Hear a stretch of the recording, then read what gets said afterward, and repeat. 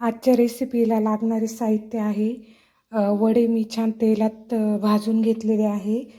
कढीपत्ता, लसूण, कोथिंबीर व बाजरी व डाळीचे पीठ छान लालसर भाजून घेतलेले आहेत. तसेच आपल्याला लागणार आहेत काळा मसाला, हळद, जिरे, मोहरी.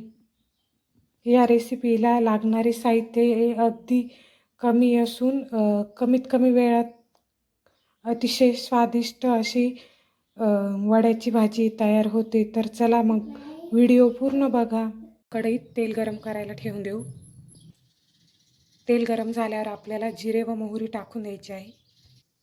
जिरे व मोहरी छान तडतडल्यानंतर ठेचलेला लसूण टाकायचा आहे. त्यानंतर आपल्याला टाकायचा आहे कढीपत्ता. कढीपत्ता छान तडतडून द्यायचा. त्यानंतर आपण टाकणार आहोत काळा मसाला. चवीनुसार काळा मसाला. मसाल्यातच थोडीशी आपण कोथिंबीरही टाकून घेऊया.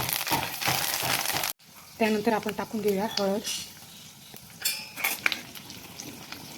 मसाला छान तेलामध्ये परतून घेऊया व त्यानंतर आपण भाजलेले डाळीचे व बाजरीचे पीठ फोडणीत टाकून देऊ.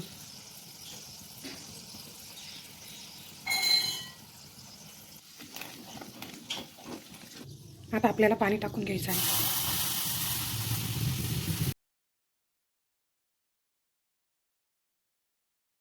भाजीला उकळी आल्यावर आपण पहिले चवीनुसार मीठ टाकून घेऊ. भाजीला छान उकळी आलेली आहे. आता आपण भाजलेले वडे त्यात टाकून देऊया.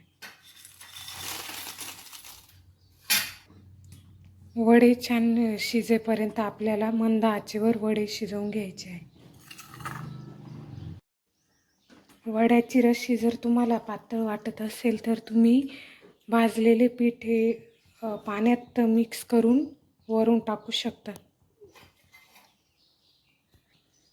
तुम्ही बघू शकता वडे छान शिजलेले आहे. वड्याची काळ्या रशीची भाजी तयार आहे. व्हिडिओला लाईक करा, शेअर करा आणि आपल्या चॅनलला सबस्क्राईब करायला विसरू नका. व्हिडिओ आवडल्यास छान कमेंट करा.